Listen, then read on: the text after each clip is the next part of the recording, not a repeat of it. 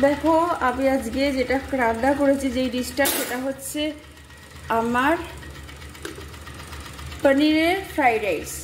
এর মধ্যে গাজর, ক্যাপসিকাম সবই আছে। কিভাবে বললাম প্রসেসটা পরে বলছি। আর এখানে আমি তেল অলরেডি বসিয়ে দিয়েছি। এটাই আমি পনিরের একটা আইটেম করব। সেটা কি করতে চলেছি এখন দেখাবার কেউ নেই, আমি করবো এইসব ইনগ্রিডিয়েন্টস দিয়েই। তারপর তোমাদের সাথে শেয়ার করবো সেটা। পনিরটাও আমার অলরেডি হয়ে গেছে। এই হলো পনিরের আইটেম। এটা আমি করেছি তোমার শাহি পনির।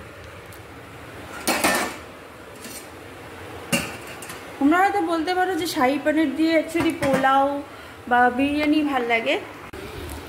আমার সব কাজ ডান, বাট কি বলতো কাজ আছে, যেমন ছেলেকে চান করানো আছে, খাওয়া দাওয়া বাকি আছে, এখনো পুজোটা হয়ে গেছে, কাচাকুচি ছিল সেগুলো কাচলাম। এই দেখো এই ওয়েদার, মুষলধারে বৃষ্টি পড়ছে, কি বলবো, আর কিছু বলার নেই। 1:17 হয়ে গেছে, এতক্ষণ ধরে এতগুলো কাজ করলাম। তোমরা ভাবো যে ব্লগাররা শুধু ব্লগ করে আরামে থাকে, তা নয়। প্রত্যেকটা ব্লগার সমান নয়, সবারই কিছু না কিছু কাজ থাকে। আর কারো লাইফে হয়তো মানে যে ব্লগটা করতে হচ্ছে উপায় নেই দেখে এবার কি করবো বলে, এখন তো সব এই সময় যেটা ট্রেন্ডিং চলছে সেটাই করতে হবে না। তো এখন ট্রেন্ডে চলছে ব্লগার, মানে ব্লগিং করা, ক্যামেরা ধরা, ফটোগ্রাফি করা, ফটোশ্যুট করা, ব্র্যান্ডের হয়ে কাজ করা, এগুলো চলছে ফ্যাশনের মধ্যে। তো আমিও এটাকেই প্রফেশনাল হিসাবে ধরে নিয়েছি। যাই হোক, এই যে এতক্ষণ ধরে যে এতগুলো কাজ করলাম, মানে ঊর্ধ্বশ্বাসে একেবারে। তার মধ্যে বারবার ফোন আসছে, পুজো করতে বসেও শান্তি নেই। আমি লোকটাকে ভালো করে দিয়েছি সুরিয়ে, মানে একে তো হিন্দুস্তানি, তারপরে সে কি বলবো মাউরা বলে না, ওরকম টাইপের, মানে কিরকম যেন বিহারি হিন্দুস্তানি। না আমার কথা বুঝতে পারছে, না তার ভাষায় মানে সে আমাকে বোঝাতে পারছে কিছু। আমি 2 তারিখের বলে ছেড়ে দিয়েছি। 10 থেকে 12 বার খালি ফোনই করে গেছে। ঠাকুর ঘরে আমি ফোনটা নিয়ে গেছিলাম, বিকজ তখন আয়ুষ আসেনি, মানে আমার ছেলে। এইবার ফোনটা নিয়ে গিয়েছি, গিয়ে বসে আছি, যে আমি ভেবেছি মানে ওর ফোনে আসছে। আর আমি টিচারের ব্যাপারে সার্চ করেছিলাম, কারণ আমার মেয়ের সায়েন্সটা একটুখানি দুর্বল আছে, বললাম আগের 3 মাসে। ও বাবা, সে হিন্দুস্তানি যে পাচ্ছে ফোন করছে। আমি বললাম কাট করে দিয়েছি, আর বারবার ফোন করলে তাকে বলে দিয়েছি তার এগেনস্টে ব্যবস্থা নেব। কি করব, আমার তো কাজ আছে না, সে কাজগুলো করব, তবে তো ফোনটা রিসিভ করবো। একটা ফোন রিসিভ করার জন্য সুস্থভাবে বসার দরকার। কাজ করতে করতে ফোন ধরা যায় না। অনেকে দেখেছি রাস্তায় বেরিয়ে হাঁটছে, তার মধ্যে ফোন করে ফোনে কথা বলতে যায়। This is very bad habit, bad manners থেকে বলবো ব্যাড হ্যাবিট। তার কারণ হচ্ছে রাস্তায় তুমি কি অবস্থায় আছো, কি সিচুয়েশনে আছো, সেটা তোমাকে সবসময় ভাবা উচিত। আর যখন কোনো মানুষ ফোন রিসিভ করে না, তখন জানতে হবে সে নিশ্চয়ই ব্যস্ত আছে। সেই কারণে আমিও অনেক সময় ভুল করে 2 বা 3 বার কাউকে এরকম ফোন করে ফেলি। অনেকে আছে হয়তো ফোন দেখে ফোন ধরে না, কিন্তু সেটা নয়। আমি যেমন ফোন দেখে ফোনটা রিসিভ করার চেষ্টা করি পরে, আর যখন রাস্তায় থাকি তখন না ধরতে পারলে বাড়িতে এসে অন্তত ধরি। কিন্তু অনেকে আছে যারা বাড়িতে থাকে কিন্তু থেকেও ফোনটা রিসিভ করে না, তাদের জন্য হয়তো এটা ব্যাড হ্যাবিট নয়। কিন্তু যারা রাস্তায় থাকবে তারা ফোনটা ধরবে না, প্লিজ আমি বললাম, ইগনোর করবে খুব প্রয়োজন না হলে। কারণ রাস্তায় যে কোনো মুহূর্তে তোমার অ্যাক্সিডেন্ট হতে পারে। আর রাস্তা সবসময় দেখে চলাফেরা করবে। গাড়ি ঘোড়া কিন্তু বিশেষ করে অনেক হয়ে গেছে, মানে পলিউটেড এরিয়া হয়ে গেছে। কলকাতাটা এখন পলিউটেড মানে প্লেস হয়ে গেছে। তো যে ক্ষেত্রে আমি এই কথাটা বললাম, এটা কোনো জ্ঞান নয়। দেখো তোমাদের ভালো মানে আমারও ভালো। আর একটা মানুষ বাঁচলে, একটা জীবন বাঁচলে আরেকটা জীবনও বাঁচবে, তার বিনিময়ে কোনো ঋণ নেই, কিছু নেই, ঠিক আছে? আজকাল যে মানুষ অকালেই প্রাণ হারাচ্ছে, তার কারণ মানুষ নিজের দোষে নিজে প্রাণ হারায়। কিছুটা হয়তো অনেকের পরিকল্পনা থাকে, কিন্তু সেই পরিকল্পনাকে বাদ দিয়ে তুমি যদি নিজে ঠিক থাকো না, নিশ্চয়ই তুমি ঠিক থাকতে পারবে, আমার মনে হয়। আর এইসব দোষের জন্য কিন্তু বেসিক্যালি হয়। আর একটা ইনসিডেন্ট তোমাদের সাথে শেয়ার করব। আজকে আমাদের বাড়িতে যে মশি কাজ করে সকালবেলা এসে আমাকে বলছিল যে একজন ভদ্রমহিলা, যে আমাদের এখানে রেল লাইনে একটা ধার আছে, এখানে বস্তি মতন আছে, সেখানে ওনারা থাকেন, ছেলেগুলো ভালো নয়। এবার বিয়ে করেছে হিন্দুস্তানি, ওরা তো অল্প বয়সে তাড়াতাড়ি বিয়ে হয়ে যায়, অনেকে করে অনেকে করে না আজকালকার দিনে, সেটা বলছি।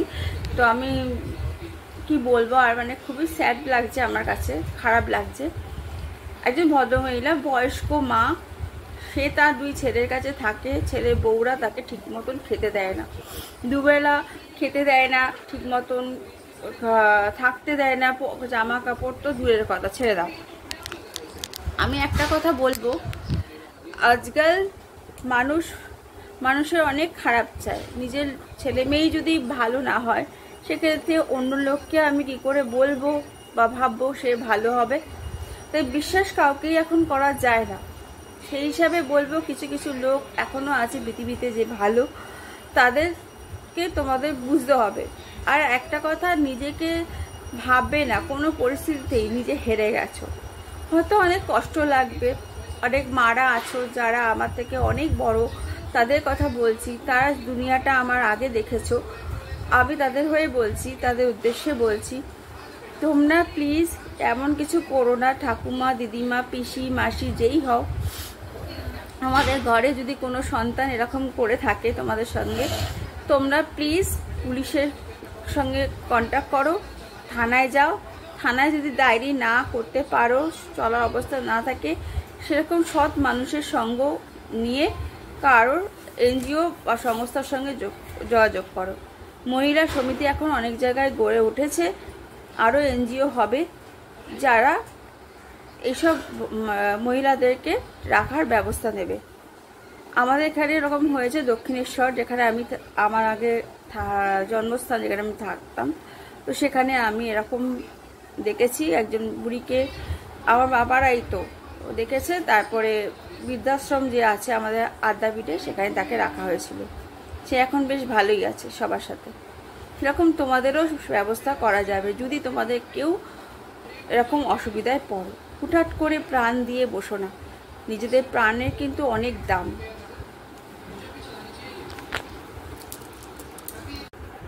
Good evening. দিয়ে এখন পড়ছে, এখানে করছে ম্যাথস, ভেরি ভেরি ইম্পর্টেন্ট, তাই না? ভালো করে করো, ঠিক আছে? আর আমি তোমাদের সঙ্গে শেয়ার করব এখন যে জিনিসগুলো কালকে কিনেছি। সব তো দেখানো পসিবল হয়ে ওঠেনি, মানে ওখানে দেখিয়েছি কি কি নিয়েছি, সেগুলো দেখাইনি। আর এখানে বলেছিলাম যে শেয়ার করব কি কিনেছি। এই দেখো, ওপরে একটা বুদ্ধদেবের মূর্তি, তোমরা ঠিক দেখতে পাচ্ছ কিনা জানি না, এই দেখো। এটা হচ্ছে ওখানে রেখেছে, মানে নিচে নামাবেই পরে, কিন্তু ও ওখানে আদি শিবটা, যেটা আমি আমার হাজব্যান্ডকে গিফট দিয়েছিলাম, ও আমার মানে হাজব্যান্ডের বার্থডেতে, তখন আমি এই আদি শিবটা খুলে বসাইনি। তো এখন এই শোপিসগুলো আস্তে আস্তে আনছি, আর ঘরটা একটু ডেকোরেশন করার চেষ্টা করছি। তোমাদের বলেইছি ঘরটা একটু ডেকোরেশন করব। তো ওই বুদ্ধদেবটাকে কিনেছি, মানে কিনে ওখানে পরে রেখেছি, আর এই আদি শিবটাকে মাঝখানে রেখেছি। তো আমার হাজব্যান্ড বললো শিব ঠাকুরকে ওপরেই রাখা হয়, সবার উপরে। তো আদি শিবকে ওপরেই রাখবো, আর বুদ্ধদেবকে মাঝখানে রাখবো। আর এই যে জায়গাটা দেখছে, এখানে লাইট লাগানো আছে। তো আমার মেয়ে বলছে লাইটটা ওপরে শুধু লাগানো আছে, তো প্রত্যেকটা এই খোপেই লাইটটা লাগাবার চেষ্টা করবো। ঠাকুরদের রাত্রিবেলা যখন আমরা শোবো, তখন একটু ওই লাইটটা জ্বললে ভালো হবে। আর এই হচ্ছে দেখো মা সরস্বতী, সেখানে কিনা পাশেই পেন্সিল বক্সটা রেখেছে ও। আর এরকম একটা উলোয় যে চাদরটা পাতা আছে, এটা আমার ননদ তৈরি করেছে নিজের হাতে, ক্রুশ দিয়ে। তো আমাকে বলেছিল কি দিয়ে বানাবো, কি কালারের উল দিয়ে। বললাম যে পিঙ্ক অ্যান্ড সাদা, মানে আমি প্রথমে পিঙ্কই বলেছিলাম, ও হোয়াইট অ্যান্ড পিঙ্ক দিয়ে বানিয়ে দিয়েছে, এটা পদ্ম ডিজাইন করে। আর এই হচ্ছে সেই সরস্বতী ঠাকুরটা, যেটা মেয়ে পছন্দ করেছে, আমার মেয়ে কালকে। তোমরা দেখছিলে যে ও ঠাকুর নিয়েছিল, দেখাচ্ছিল। এই হচ্ছে সেই সরস্বতী। ও খুব ভালোবাসে, কিন্তু পড়াশোনাটা ঠিক করে করলেই হয়, তাই তো? এই দেখো বড় বড় দেখাচ্ছে সব।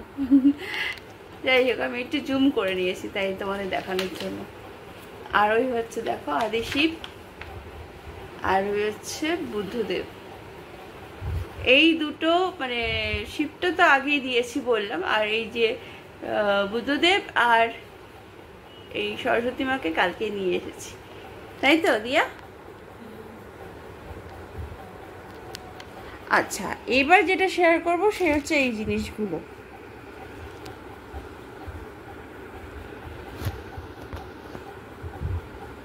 ধরতে পারবি?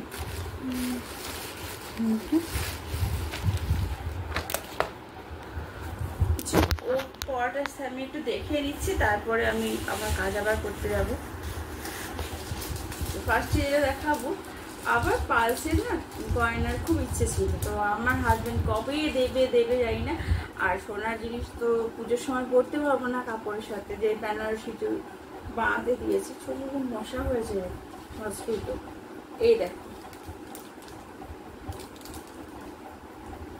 দূর থেকে দেখো এই গলার এই যে এই জায়গাটা যে দেখো ডিজাইনটা আমার খুব ভালো লেগেছে। আর পালসের উপরে এরকম রয়েছে, আর ছোট্ট কানে দুটো একটু বড় হলে ভালো হতো, কানে দুটো ছোট।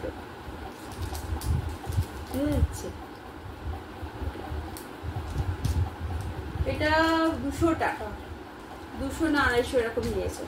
250 বাড়ি 250 দিয়েছিল, আমি 200 দিয়েছি। আরো কমানো যেত, কারণ ওখানে আরো অনেকগুলো নিয়েছি। এই পুরো লং হারটা নিয়েছি, যেটাকে বেল্ট হার বলা হয়। ফালসের সেট নিয়েছি সব, কারণ আমার ফালসের সেট খুব ভালো লাগে। আর পলার আংটি নিয়েছি, এই চোখা পালসে। বেনারসি বা যে কোনো শাড়ির সাথে এগুলো ভালো যাবে। পালসটা খুব ভালো। এই কানের গুলো দেখছো, খুব নিউ ডিজাইন, এগুলো এখন খুব চলছে ট্রেন্ডে, সোনার গহনার মধ্যেও চলছে।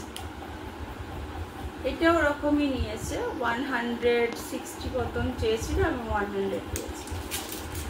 আচ্ছা দাঁড়া,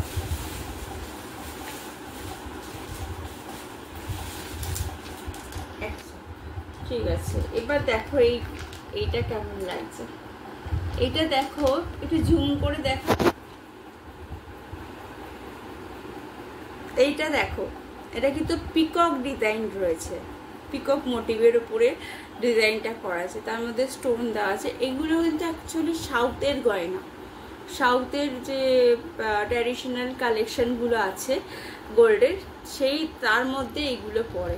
যারা সাউথ ইন্ডিয়ানরা পরে থাকে দেখবে শাড়ির সাথে, ওদের বিভিন্ন দেবদেবীর মূর্তি দিয়ে বেশিরভাগ এরকম স্টোন দিয়ে পালস দিয়ে ওদের এইরকম গয়না পরা ট্র্যাডিশন আছে। তো সেটা, এটা হচ্ছে পিকক ডিজাইন রয়েছে, পিকক মোটিভের উপর।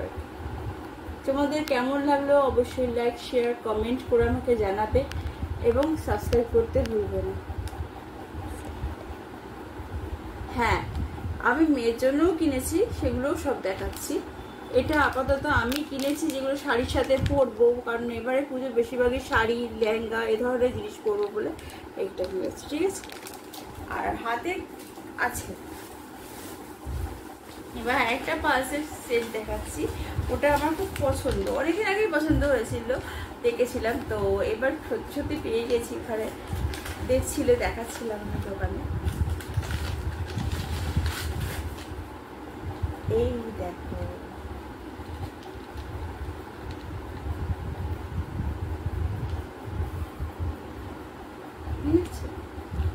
এইটা যদি একটা করো একটাই পড়বে, আর কিছু করতে লাগবে না। কানেরটা বেশি লম্বা নয়, তুমি এর সঙ্গে লম্বা কানের ভালো লাগবে না, শাড়ির সাথে এগুলো বেশি ভালো যায়।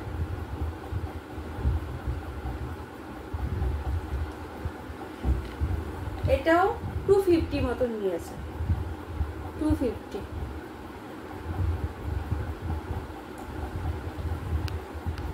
এখানে পরলে কেমন লাগবে, পুরো গলাটা ভরাট হয়ে থাকবে। তোমাদের কেমন লাগছে সব যে কালেকশনগুলো আমাকে অবশ্যই জানাবে কমেন্টে। তোমরা কেউ কমেন্ট করো না, আমার ভালো লাগে না, কমেন্ট করতে আমার খুব ভালো লাগে।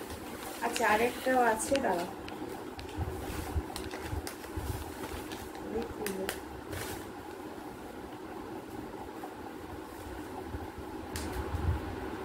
এইগুলো সব শাড়ির সাথে, যত শাড়ি আছে সব শাড়ির সাথে, শাড়ি বলো চুড়িদার বলো, ঠিক আছে, ট্র্যাডিশনাল জিনিস আর কি।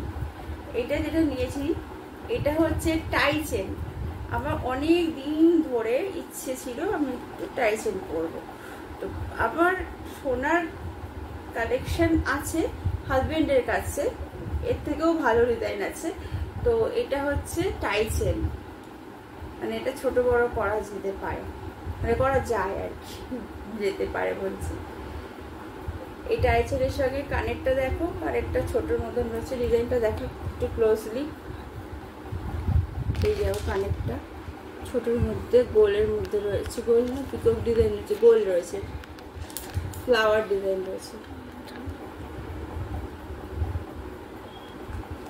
এইটা নিয়েছে তোমার 180 টাকা। মানে এটা ধরো টাই চেনটা যেই শাড়ির সাথে বললাম সেটা মানে এখানে কিছু পরা লাগবে না, শুধু টাই চেনটাই। আর যদিও পরি ছোটোর মধ্যে সেটা করলেই হয়ে যাবে। তোমাদের কেমন লেগেছে কমেন্টে অবশ্যই প্লিজ জানিও, ঠিক আছে। এই হলো আমার সব জিনিস। ও একটা জিনিস দেখাতে ভুলে গেছি, সেটা হচ্ছে দাঁড়াও, আচ্ছা পলার আংটি আমার মেয়ে বলছিল, যদিও অতটা তোমরা বুঝতে পারবে না, এগুলো হচ্ছে নকল পলা, আসল নয়। তো এই কালার দুটো নিয়েছি, একটা হোয়াইট আর একটা ব্রাউন। ক্লোজলি ডিজাইনটা একটু দেখিয়ে দে।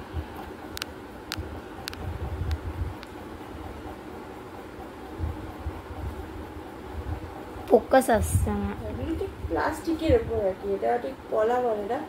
আসল পলা হলে সেই ডিজাইনটা অন্যরকম। আসল পলার ডিজাইন তোমরা শিহরিতে পাবে, ভেবো না যে এটা বেশি দাম, এটা 20 টাকা করে নিয়েছে, 40 টাকা। তোমরা আসল পলা যদি দিতে চাও শিহরিতে পাবে, আমি বলে দিলাম শিহরিতে পাবে। চলে যাও শিহরিতে, আসল পলার মধ্যে এরকম মানে তোমার গোল্ড প্লেটের উপরে জুয়েলারি পাবে, যেগুলো গ্র্যান্ডেড থাকবে, ঠিক আছে। এগুলো নিয়ে আমি আপাতত পরার জন্য নিয়েছি, ওর ভালো লাগে, ও পড়তে পারবে। আর এগুলো কিন্তু গ্র্যান্ডেড আছে। এই যত সেট দেখছো, সরি যত সেট দেখলে এগুলো সবকটাই গ্র্যান্ডেড, ঠিক আছে। আচ্ছা তোর জিনিসগুলো নিয়ে যেগুলো তোর জন্য। আচ্ছা এই ওয়াটার বোতলটা ওর এরম ধরনের দাদু দিয়েছিল, যেটা ওর বার্থডেতে স্কাই অ্যান্ড পিঙ্ক হালকা লাইট দিয়ে যেটা ছিল। ওর কোনটা যেন তুই লুজ হয়ে গেছিল যে ভেতরে গার্ডারটা না, ওই বোতলটাই ও এরকম টাইপের নিয়েছে।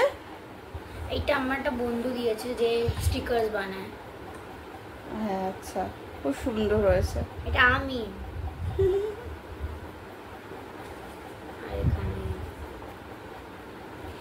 আর এটা নিয়েছি। আচ্ছা এই ব্রেসলেটটা ও নিয়েছে ওর আংটির সাথে ম্যাচ করে, আস্তে করে দেখাও। ব্রেসলেটটা নিয়েছে ও আংটির সাথে ম্যাচ করে। আমার একটা আংটি আছে এরকম হার্ট শেপে, সেম কালার সেম ডিজাইন, দেখো এখন এরকম বেরিয়েছে সরি দেখাচ্ছি আমি আংটিটা।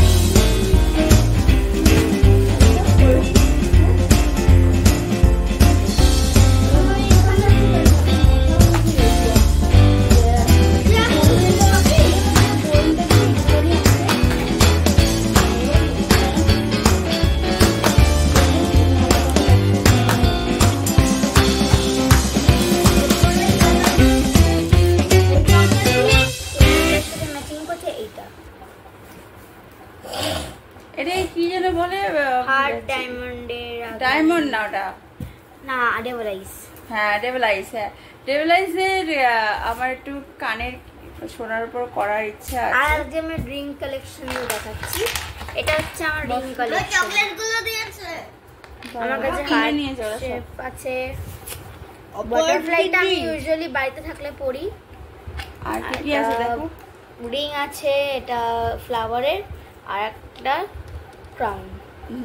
খুব সুন্দর সুন্দর এই রিংগুলো ও চয়েস করেছে, আর এর জন্য এই ব্রেসলেটটা ও ডেভেলাইজের মধ্যে এরকম নিয়েছে, এটা হাতের ম্যাচিং shape করে, ছিল। হ্যাঁ হার্ট শেপে নিয়েছে।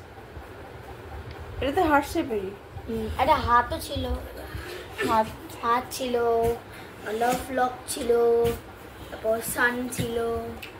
ভালো লেগেছে তোমার? হ্যাঁ। যা যা দিয়েছি। আর কি কি খেলে সেটা বলেছো তো কালকে।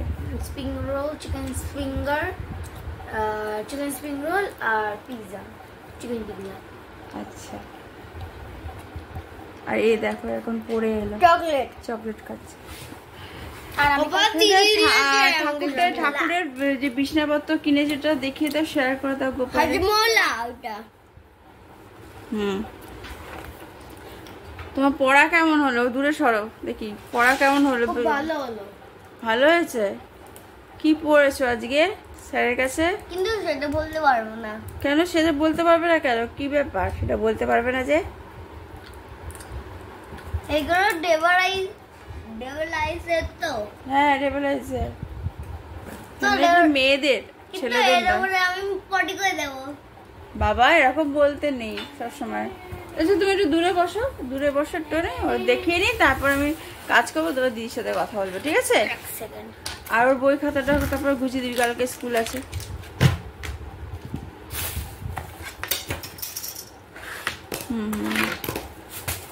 আচ্ছা এই যেগুলো দেখছো এইটা হচ্ছে ঠাকুরের বিছনা, মানে মশারি দেওয়া। এখন মশা হয়েছে সত্যিকার, আমাকেও মশা কামড়াচ্ছে। এটা দেখাবো? হ্যাঁ অবশ্যই, শেয়ার যখন করছি সবই শেয়ার করব, কারণ সবাইকে এটা অনেকের বাড়িতেই আছে। আমার দুটো বড় গোপাল আছে, একটা ছোট মাঝারি, একটা বড় আছে, আর একটা পাথরের আছে। পাথরেরটা হয়ে যাবে, তিনজনেরই হয়ে যাবে না, দুজন হয়ে যাবে। হয়ে যাবে, এখানে একজনকে, এখানে একজনকে, মাঝখানে। হ্যাঁ দুজনকে, মেন দুজন হচ্ছে মেন। মেন না, মেন বলে কিছু নেই, গোপাল সবই সবই গোপাল। আমি পাথরের মূর্তিকেই আগে পুজো করতাম, তারপর তো গোপালরা এসেছে, যাই হোক তাদেরকে পুজো করছি এরকম বলে। হ্যাঁ হ্যাঁ, এরকম ঠিক থাকবে না আর কি, ওই আর কি দুজনকে শোয়ালে এরকম হয়ে যাবে অনেকটা। এরকম মশারি আমার দেবায়ুষের ছিল ছোটবেলায়, ও যখন ছোট ছিল ওকে কি এরকম। করতে, একটা ছোট্ট একটা কেবের মতো ও শুয়ে আছে, আর আমার কেব রেখে দিল উপর দিয়ে। হ্যাঁ এরকম ছিল না, একটুখানি ওরকম। বেডটা এরকম ধরনের ছিল, বেডের বালিশ টালিশগুলো সবই এরকম ছিল, দোলনার সাথে লাগানো। প্রথম ভাবতাম এটা ডলের জন্য, কিন্তু না, এগুলো বাচ্চাদেরও পাওয়া যায় আর এই গোপালেরও পাওয়া যাচ্ছে। যাই হোক, তোমাদের কেমন লাগলো? এটা নিয়েছে 160। আচ্ছা, আর গোপালের জামা নিয়েছি রাখি পূর্ণিমাতে পরার জন্য, গোপাল আর রাধা কৃষ্ণ। রাখি পরাবো, আর এই মাংকিটাকেও রাখি পরাবো। এ বাবা, মাংকি বলছে। ওকে যখন আমি ওটা দিয়ে দেখছিলাম, যেটা মানে ডোরে লাগানো আছে, এরকম হয়, এরকম দাঁড়িয়ে আছে। কি বলছে দিদি? কি বলছে? প্রথমে আগে আমার ফেভারিট কালার পিঙ্ক, এটা হচ্ছে রাধাকে পরাবো। আচ্ছা, এটাও আছে। হ্যাঁ ওই তো দোপাট্টা, রাধাকে এটা পরাবো, এই লেহেঙ্গাটা। এগুলো সব সুতিরের, কটনের উপরে। এটা কৃষ্ণকে পরাবো।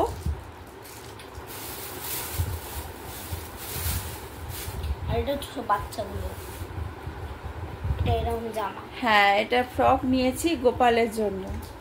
হবে, এটা তো ছোট নিয়েছো তো? না না, হয়ে যাবে। দেখো দুটোই পিঙ্কের মধ্যে নিয়েছি, কারণ দুজনেই গোপাল হচ্ছে।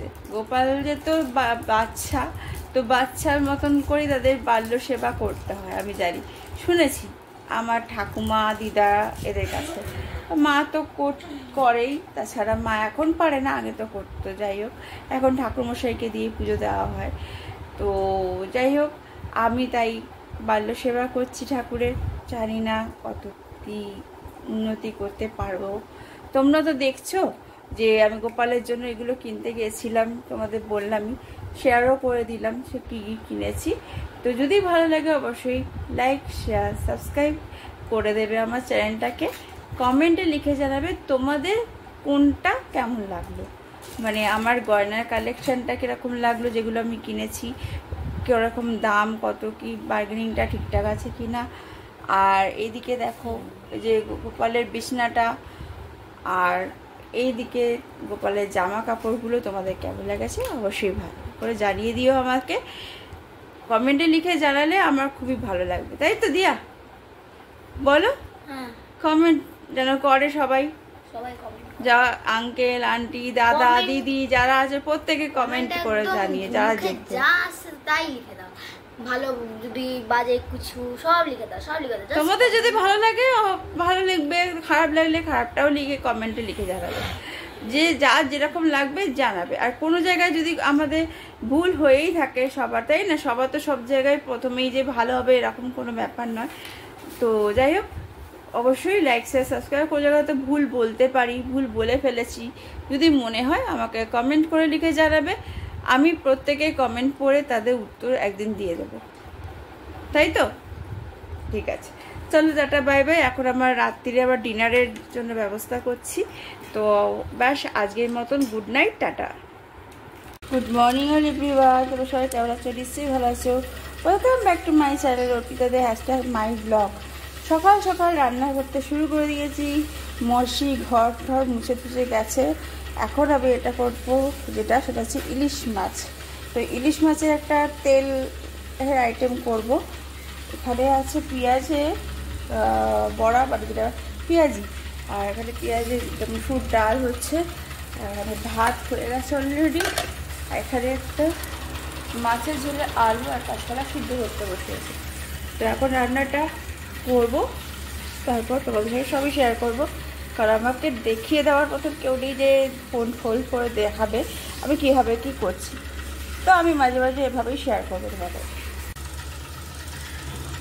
এই ডাল হয়ে গেছে, মুসুর ডাল, আর এই হচ্ছে ইলিশ মাছ, তেল ইলিশ, তেল কই হয়, তেল ইলিশ করেছি।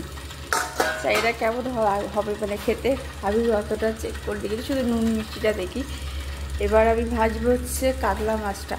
কাতলা মাছটা ভেজে তারপর পেঁয়াজিটা ভাজবো, তারপরে করবো কাতলা মাছের মানে মাখা মাখা ঝোল। সকালে ব্রেকফাস্টে লুচি আর একটু আলুর দম মতন ছোটো ছোটো করে আলু কেটে আলুর দম করে দিয়েছিলাম ব্রেকফাস্টে দিয়াকে আর আমার ছেলে মানে দেবাইশকে। তো এই দুটো লুচি আমার হাজব্যান্ডের জন্য রয়েছে, রেখে দিয়েছিলাম। আচ্ছা, এখনও ব্রেকফাস্ট হয়নি, 11টা বেজে গেছে, বাজতে যায়। আর এই যে পাউরুটি মানে ছেঁকেছি। আমি কী করবো, মানে বাটার পাইনি, আমি ঘি খাই না, তাই জন্য একটু চা করলাম অল্প করে। আর এই যে দুধ গরম বসিয়েছি, আমার হাজব্যান্ড দুধ দিয়ে পাউরুটি খেয়ে যাবে। আর ওইদিকে লুচি আর তরকারি আছে। তো চলো, এই ব্রেকফাস্ট হয়ে গেলে ডান, তারপরে যেটুকু একটু ঘর ঠর পরিষ্কার টরিষ্কার করে তারপর পুজো করবো। আর আমার রান্নাও ডান অল। আর এখানে একটা ডাল তো দেখিয়েছি, এখানে কাতলা মাছটাও হয়ে গেছে। এই যা, ও সরি, এটা পেঁয়াজি ঝুড়ি ঝুড়ি পেঁয়াজি মতন করেছি আর কি, পকৌড়া করিনি। আর এই হচ্ছে কাতলা মাছ। আজকে লাঞ্চের প্রিপারেশন, ব্রেকফাস্ট ওয়েল ডান। এখন এবার আমি পর্দার পরিষ্কার করে তারপরে বললাম যে আমি পুজো দেবো স্নান করে। তো পুজো দিয়ে তারপরে আবার দেবাইশ চলে আসে, হ্যাঁ, ওকে আবার দেখতে হয়, খাওয়ানো চান করানো সবই ডিপেন্ড করে। তারপরে এই বৃষ্টিকাল ধোয়া কাচা হয় যে, সেগুলো আমাদের আনা নামা এসব করতে হয়। শুকনো খুবই ইম্পসিবল, মানে এত মাঝে মাঝে রোদ্দুর মাঝে মাঝে বৃষ্টি হচ্ছে, কি বলবো। এখন দেখো বাইরে পুরো আকাশটা মেঘলা করে থাকলে রোদ্দুর খটখটে, তাই এখন মেলা যাচ্ছে। এরপরে আর তো মেলাই যাবে না কিছু, মানে আবার বৃষ্টি এসে যাবে আর আমি কালকে একটু দেরি করে স্নান করে দেরি করে ধোয়া কাচা করেছি বলে সব ভেজা ছিল। তাই আজকে সকালবেলা উঠেই আমার হাজব্যান্ড বাইরে মেলে দিয়েছে, আর যে কটা বাকি ছিল বাকিগুলো আমি মিলেছি। এখন শুকিয়ে গেছে অলরেডি হয়তো। এখন ব্রেকফাস্ট করে তারপরে আমার কাজগুলো ডান করবো বাকি। এই পুজো টুজো করে সবে এলাম ঘরে, এসে বসেছি। হাতের পর এক লোক আসছে, মানে খাবার নিতে এলো, খাবারটা ভাতটা যায়। এই সময় পুজো হলো সম্পূর্ণ, বই পড়ি ঠাকুরে, অনেকটা সময় লাগে। এরপরে আয়ুষের পড়তে যাওয়া থাকবে, মানে তারপরে ওখানে নিয়ে যেতে হবে। প্লাস দিয়ারটা এখনও ঠিক হয়নি, দিয়ারটা মানে দেবর পিতারটা ঠিক হলে দেবর পিতারকেও নিয়ে যেতে হবে। মানে আমি টাইম বিজি থাকবো, তখন তো ব্লগ করাটা ওর মধ্যেই করতে হবে। যা করবো, কোথায় যাচ্ছি কী করছি ওর মধ্যেই তোমরা দেখতে পারবে। তো এইরকম বাজার চলবে। আমি মনে করি যে আমার এবার কিছু সত্যি পার্সোনালি করা উচিত, কারণ না হলে না অনেকটা সময় হয়ে গেছে। এই সময়টা আর যদি নষ্ট করি এরপর বয়সকালে কিছু করা যাবে। আমার হাজব্যান্ড ভাবে যে বাচ্চাদের সামনে আমি কী করে পারবো, কিছু করার নেই গো, করতেই হবে। আর ভাল লাগছে না, নিজেরও তো বোরিং লাগছে। দেখো না, একজনের কাছে ধরো আমার কিছু জিনিস হয়তো আমার ইচ্ছে আছে যে আমি এটা নেব, আমার টাকার জন্য ওয়েট করতে হবে, আর হাজব্যান্ডের ওপরই ডিপেন্ড করতে হবে। এটা যদি আমি নিজের উপায় করতাম, যার জন্য আজকে বাবা মারা লেখাপড়া শেখায় কেন বাচ্চাদেরকে, যে তারা এস্টাবলিশ হয়, বড় হয়ে তারপরে তারা যাই হোক নিজেরা নিজেদের টাকা পয়সা নিজেদের জিনিসগুলো তৈরি করতে পারে। তো আমারও তো সেরকম একটা ইচ্ছে ছিল। দেখো, আমার কোনোদিনও না কারোর উপর ডিপেন্ড হতে ভালো লাগবে, কিন্তু কি বলবো, আমার ভবিতব্যটাই এরকম মনে হয় যে আমাকে সবার উপর ডিপেন্ড হতে হচ্ছে। মানে আমি ভাবতে পারছি না যে আমি কী করে কী করবো লাইফে। এই ধরনের পাজল লাইফ আমি জীবনে দেখিনি কারণ। হাজব্যান্ডও ভাবে না যে শিক্ষিত, ও বেচারা এত লেখাপড়া শিখে ঘরে বসে আছে, ওর তো কিছুই করা উচিত অন্তত। ওকে আমি সাজেশন দিয়েছি, কিন্তু ওর জন্য আমি যদি নিজের জোগাড় করাটা টিউশনও জোগাড় করে দিই, ও ঘরে বসে করতে পারবে। নিজের ছেলেকেও তো পড়াই মাঝে মধ্যে। হ্যাঁ, আমি ওকে বাইরে পড়তে দিচ্ছি, কারণ যত উঁচু ক্লাস হবে তখন ওদের ইংলিশ মিডিয়ামের পড়া কিন্তু অন্যরকম। হ্যাঁ, আমি হয়তো বুঝলে হয়তো পড়িয়ে দিতে পারবো, কিন্তু আমি তো স্কুলের সঙ্গে কোনো টাচ নেই। ইংলিশ মিডিয়াম বেঙ্গলি মিডিয়ামের সঙ্গে টাচে ছিলাম, তো ওইখানকার পড়ার ধাঁচ আর ইংলিশ মিডিয়ামের ধাঁচটা সম্পূর্ণ আলাদা। তো আমার কোশ্চেন পেপার জোগাড় করতে হবে, অলরেডি সমস্ত কিছু করতাম। কিন্তু বেঙ্গলি মিডিয়ামে উঁচু ক্লাসে কী হবে বলো তো, আমার নিজস্ব যেহেতু পড়া আছে, এবং সে কারণে এখনকার পড়া তো অনেক সহজ হয়ে গেছে, পাস করাটা তো ইজি হয়ে গেছে। সেটা বেঙ্গলি মিডিয়ামে উঁচু ক্লাসে আমি পড়াতে পারবো, কিন্তু ইংলিশ মিডিয়ামে ছোটো ক্লাসগুলোই আমি পারবো, কারণ যেহেতু দেবাংশকেও হ্যান্ডেল করছি অ্যান্ড দেবপিতাকেও করেছি, ক্লাস 1, 2, 3, 4 অবধি করেছি মোটামুটি হেল্পিং হ্যান্ড। তার জন্য রেজাল্টটাও তখন ভালো হয়েছে।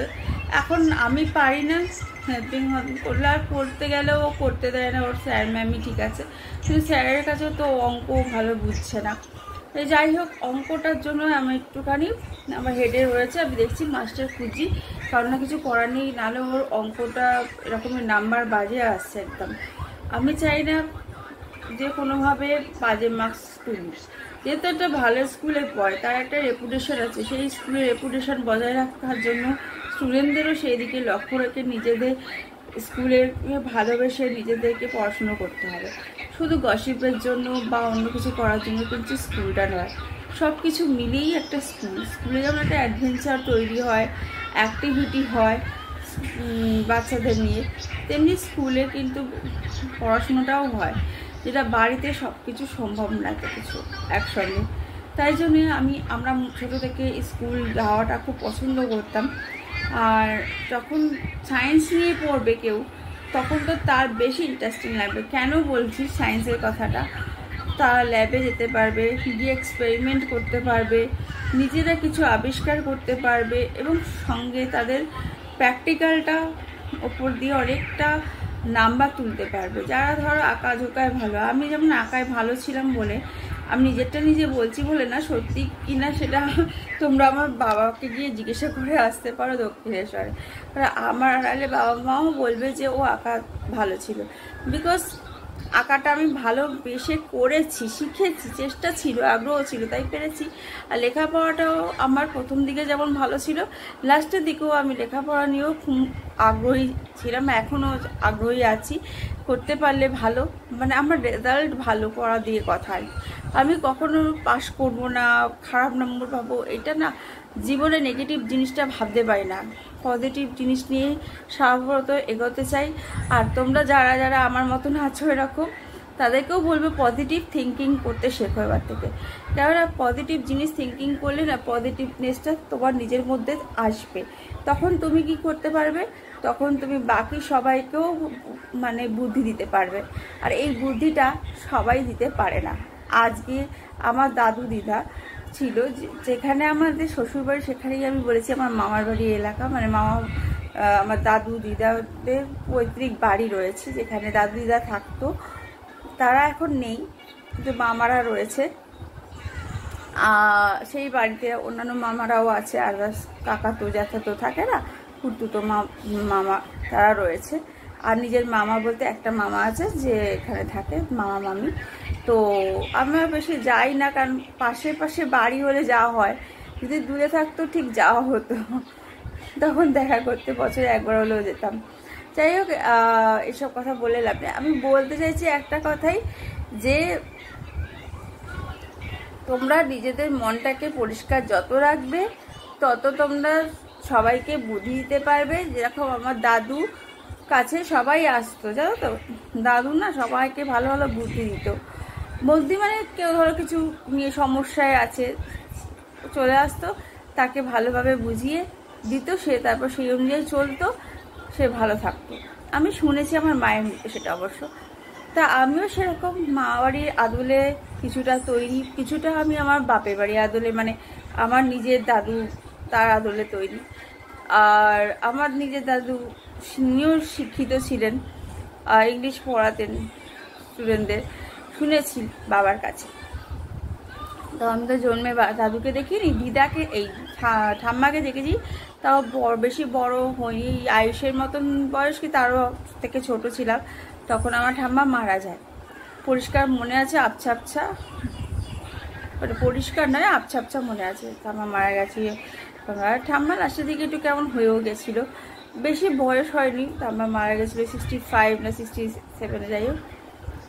এখন আমার কাছে মনে হয় যে একটা কথাই, তারা যদি আজকে থাকতেন, আমার তো খুব ভালো লাগতো, তাদের কাছে আদর পেতাম। কারণ আমি এমনই একটা মেয়ে, বয়স্ক লোকেদেরকে খুবই ভালোবাসি, বিশেষ করে যারা একটু ওল্ড এজেড পার্সন, এবং যারা সবসময় মাথায় হাত বুলিয়ে গল্প করতে ভালোবাসে নাতিপুতিদের সাথে, আমার তাদের খুব ভালো লাগে। এসব মা, তুমি ভালো আছো, তারপর তাদের জন্য কিছু করতে পারলে হয়তো আমিও জীবনে অনেকটা পুণ্য লাভ করতে পারবো। পুণ্য বলতে পাপ পুণ্য, সেই পাপ পুণ্য বলছি না, মানে আমার নিজের ভালো লাগবে, এইখান থেকে একটা পজিটিভ ভালোবাসা তৈরি হবে সকলের প্রতি। সেটা কিন্তু তোমরা সবাই করতে পারো, কারণ একটা মানুষ একটা মানুষের পাশে দাঁড়াতেই পারে। আমি পয়সা দিয়ে সব কিছু করতে পারবো তা নয়, কিন্তু পয়সা ছাড়াও আমরা অনেক কিছু হেল্প করতে পারি, তাই না? মানুষকে হেল্প করাটার জন্য সবসময় পয়সা দরকার হয় না, বুদ্ধিটা হচ্ছে মেন। তো চটপট চলো, আজকে আমি ভাবছি আমার আলমারিটা একটু ঘোচাবো সুন্দর করে, জামা কাপড়গুলো, সেটা তোমাদের সাথে শেয়ার করবো। কালকে শেয়ার করেছি একটা জিনিস, যেটা কিন্তু এখন আপলোড হয়নি, তোমরা দেখতে পারবে নেক্সট ডে মর্নিংয়ে আপলোড হয়ে গেছে। আর কালকের ব্লগটা গত দিনের, আর আজকের ব্লগটা তারপরের দিনে দেখতে পারবে। কারণ একটু লেটে ছাড়ছি, এ কারণে রোজ তো ব্লগ দেওয়া পসিবল হয়ে ওঠে না, তাই জন্য লেটে করে ছাড়ছি। তোমরা কিন্তু স্কিপ করবে না, ওকে? চলো টাটা। এইবার এখনকার মতো আয়ুষকে চান করাবো, এবার খাওয়া দাওয়া আছে, সব তো রান্না করেইছি দেখেছো। এইবার এমন জোরে বৃষ্টি এসে গেছে না, কি বলবো, আমাকে জামা কাপড়গুলো ধুয়ে মিলে দিয়ে গেছে, সে আবার নিয়ে আসে আমাকে ঘরে মিলতে হলো, মানে এত খারাপ লাগছে, কি বলবো বলো। আমাকে ওয়াশিং মেশিনটা খুব শীঘ্রই নিতেই হবে। ও বাড়িতে যেটা আছে সেটা যদি এখন আর না ঠিক থাকে, ওটা নতুন অবস্থায় রয়েছে, মানে আমার মার বাড়িতে, তো ওটা আমি নিয়ে এসে এক্সচেঞ্জ করে নতুন কিছু নিয়ে নেবো। আর ফ্রিজটাও তাই করবো, ফ্রিজটা দিয়ে খুব অসুবিধা হচ্ছে, অনেক বছরের পুরনো ফ্রিজ। মেশিনটা, ওয়াশিং মেশিনটা অত বছরের পুরনো না, আমার বিয়ে হয়েছে ধরো যত বছর তার থেকে 2 বছর কম আর কি। 2-3 বছর পরে আমি ওয়াশিং মেশিনটা নিয়েছিলাম আমার বাবার বাড়িতে, তখন আমি গিয়ে থাকতাম দিহাকে নিয়ে, তখন আয়ুষ হয়নি, তো তার জন্য নিয়েছিলাম। এসি বলো ওয়াশিং মেশিন ওখানে আমি নিয়েছিলাম, কিন্তু এখন তো ওখানে ওদের লাগে না, তাই জন্য বাবা মা একা থাকছে। আর আমার তো এখানেই সংসার হয়ে গেছে এখন, কারণ আমার ছেলে মেয়ে দুজনকে একসঙ্গে সামলানো, শাশুড়ি মা যেহেতু নেই, আমরা একসঙ্গেও নেই, যৌথ ফ্যামিলি থেকে আমরা সবাই যে যার মতন আলাদা হয়ে গেছি। তো রান্না বাড়ি, আমার বরের দোকানে ভাত যাওয়া সব কিছু আমার উপর ডিপেন্ড করছে মোট কথা। তো সেই জন্য এখন আমাকে ওয়াশিং মেশিনটা এখন নিয়ে আসতে হবে, না হলে এই কাঁচা কুচি না শুকোতে বর্ষাকালে খুব সম্ভব নয়। এরমভাবে দড়ি টানিয়ে মাঝখান দিয়ে শুকানো, করে একটা লোক এলে সে কি ভাববে বলো তো, এই হচ্ছে ব্যাপার। চলো এখনকার মতন তো এই কথাগুলো শেয়ার করলাম আমার জীবনে, এবং পজিটিভ থিংস কি করে আনা যায় মনের মধ্যে ভাবতে হবে। আমি সবসময় ভাবি যে আমি কিছু কিছু করে নিজের পায়ে দাঁড়াবো, তার মানে এই নয় যে সেই ভাবনাটাকে থামিয়ে দেব, অবশ্যই করব, এটা মনে রাখতে হবে। চলো আগে একটা ছায়া পড়তে সাইডে পড়ছে, ওকে কিরম লাগছে পুরো। ইমিডিয়েটলি আমাকে ফেসিয়াল করতে হবে, ফেসিয়ালটা অনেকদিন হয়ে যাচ্ছে করেছি। আমাকে না যদি বকে, একদিন পরে এসেছো, কবে ঘুরে এসেছো, এখন আসোনি, চাই গিয়ে ছাড়ো। কী করবো বলো, সময় তো পাচ্ছি না, পরপর কাজ পড়েই যাচ্ছে। আর শুধু কাজের থেকে বড় কথা হচ্ছে শরীর খারাপ হয়ে যাচ্ছে। এই কিছুদিন আগে পেটের প্রবলেম নিয়ে বললাম, এখনও তো ঠিক সেরকম হয়নি, বেছে বেছে খেতে হচ্ছে। চলো